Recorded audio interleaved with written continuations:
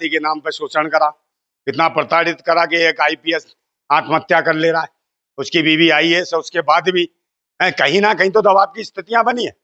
हो सकता है उसकी बीवी को ही परेशान कर रहे हो, तो कहीं ना कहीं मानसिक रूप से प्रताड़ित हुआ है, बीवी को हाईजैक कर लिया हो पाखंडियों ने, इसी दर्द से मरा हो, तो किसी से कह नहीं पाया। और इसे तो छोड़ो भाई, चीफ जस्टिस को देख लो, चीफ जस्टिस ऑफ इंडिया को देखो, सीजीआई को, सीजीआई पे जूता फेंक दिया है उस राकेश किशोर ने, भलवे ने, जो भारत के बताओ सर्वोच्च पीठ पे बैठता है, सब अदालत की सर्वोच्च पीठ पे बैठने वाले व्यक्ति के जूता फेंक दिया। तो ये अपमान नहीं है पूरे भारत का, लोकतंत्र का, संविधान का? तो ऐसे व्यक्ति के खिलाफ एनएसए का, राष्ट्रद्रोह का, देशद्रोह का मुकदमा लगना चाहिए था, जेल में ठूसना चाहिए था। पर अफसोस सीजीआई डर गए, कांपने लगे। उन्हें लगा कि भाई आज तो जूता फेंका है, कल गोली भी मार सकता है। और वो ये जान रहे थे कि सरकार की बिना हरकत के बगैर ये काम नहीं हो सकता, सरकार की इसमें मर्जी है।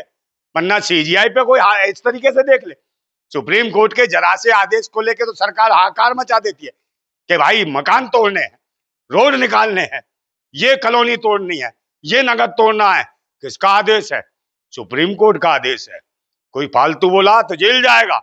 और आज सुप्रीम कोर्ट के मुख्य न्यायाधीश पे जिस तरीके से जूता उछाला गया, मारा गया, आईपीएस अधिकारी, उनकी जांच करने वाले अधिकारी ने आत्महत्या कर ली ना, वो हाँ तो भाई आत्महत्या तो करेंगे ही, कितने करेंगे भाई? कोई सही जांच करेगा वही आत्महत्या करेगा। आप मुझे बताओ, जब इस प्रकार से आरएसएस के लोग छोटे छोटे बच्चों का यौन शोषण करेंगे, उनको नहीं छोड़ रहे हैं, वो आत्महत्या कब शोषण हुआ और दहशत में आने के बाद, जवान होने के बाद वो आत्महत्या कर रहे हैं, तो कितनी पीड़ा दी होगी, कितना दर्द दिया होगा। तो यही सोचो, इनके शासन में भारत को कितना खोखला किया है और कितने वर्षों तक ये देश इस खोखलेपन से जूझेगा। ये आरएसएस की देन है। तो ये आरएसएस देश के लिए वो दीमक है जो देश को चाट रही है, और तो और युवाओं का शोषण कर रही है, जवानों का शोषण कर रही है, सैनिकों का शोषण कर रही है, आईपीएस आईएएस शोषण कर रही है, सबका शोषण कर रही है। ये आरएसएस ही है। भ्रष्टाचार ये तो बदनाम करते हैं दलित, पिछड़े, आदिवासियों को, और मुसलमान को तो और ज्यादा बदनाम करते हैं, क्योंकि मुसलमान तो इनका बाप है। उन्हीं के साथ रोटी बेटी के रिश्ते करे इन्होंने, उन्हीं के अजीर वजीर बन के रहे, समझे, और लकीर फकीर पिटवाते रहे, और देश के खिलाफ, दलित, पिछड़े, आदिवासियों के खिलाफ आतंक मचाते रहे धर्म के नाम पर। वही मानसिकता आज भी है इनकी, दलित, पिछड़े, आदिवासियों के खिलाफ है। ये विदेशी मानसिकता के कीड़े भारत के लोगों को जीने नहीं देना चाहते, और कहीं जगह पे बैठे हो तो उन्हें जातिवादी बता, जबकि जातिवादी गुंडे ये हैं विदेशी, ये विदेशी मानसिकता के कीड़े, ये देश को, भारत को चाट रहे हैं। ये देश के कभी नहीं हो सकते। आज देश के मूल निवासी जब जागरूक हो रहे हैं तो कहीं ना कहीं उन्हें निशाना बनाया जा रहा है। उन्हीं में से निशाना इस पूरन सिंह को बनाया गया और इस बेचारे को आत्महत्या करनी पड़ी। और कहीं ना कहीं मुझे लगता है इसकी धर्मपत्नी को भी कहीं ना कहीं किसी जकड़ जाल में फंसा रखा है, जिसे आईपीएस समझते थे। कौन कह रहा है?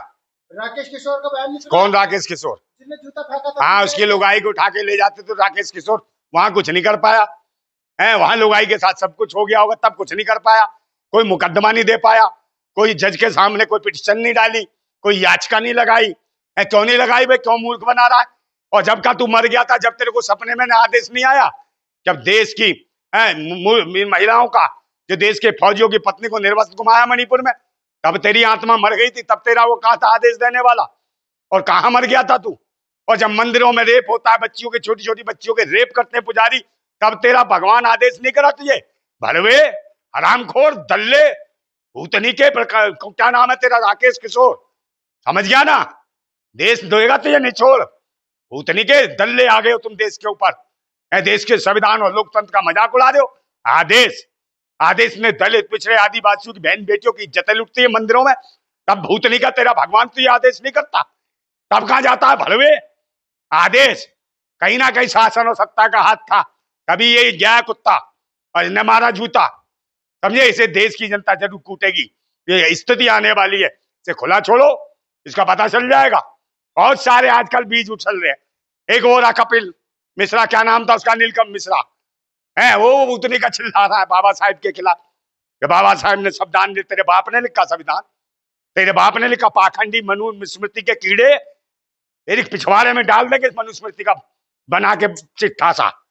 भूतनी के हरामखोर है, हमारे देश के लोगों को भारत के मूल निवासियों के खिलाफ बोल रहा है, बाबा साहब के खिलाफ बोल रहा है। बाबा साहब को अनपढ़ शिक्षित बोलते हैं, पाखंडी है। वो था एक बाबा अंधाचार्य, वो अंधा भूतनी का, जिसे दिखता कुछ नहीं है। कौन सा सनातन यार, काय का सनातन, कौन सनातन कौन सनातन? अंधविश्वास पाखंड में पूरे देश को बर्बाद कर दो। सनातन या सनातन में क्या दिया है तुमने? अभी बाहर आई कोई सनातन वाला गया है, प्रशांत किशोर गया है, से आदेश हुआ दल्ले को कि जाए वहां मदद करे। उसका ईश्वर जब नहीं कहता, ये दूबरे होते हैं लोग, सनातन के लोग, वो धर्म के लोग। हिंदू बेटियों की जब इज्जत लूट जाती, कम क्या मर्यादा भरवे, तब तेरा अपमान नहीं हुआ है? तब तो ये आदेश नहीं करा।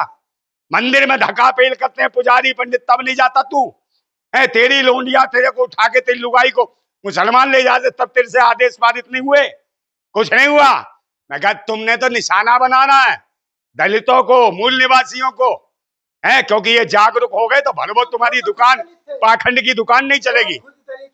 कोई दलित नहीं है, ये देवदास है, ये दास है, दास, जैसे देवदासियां होती हैं।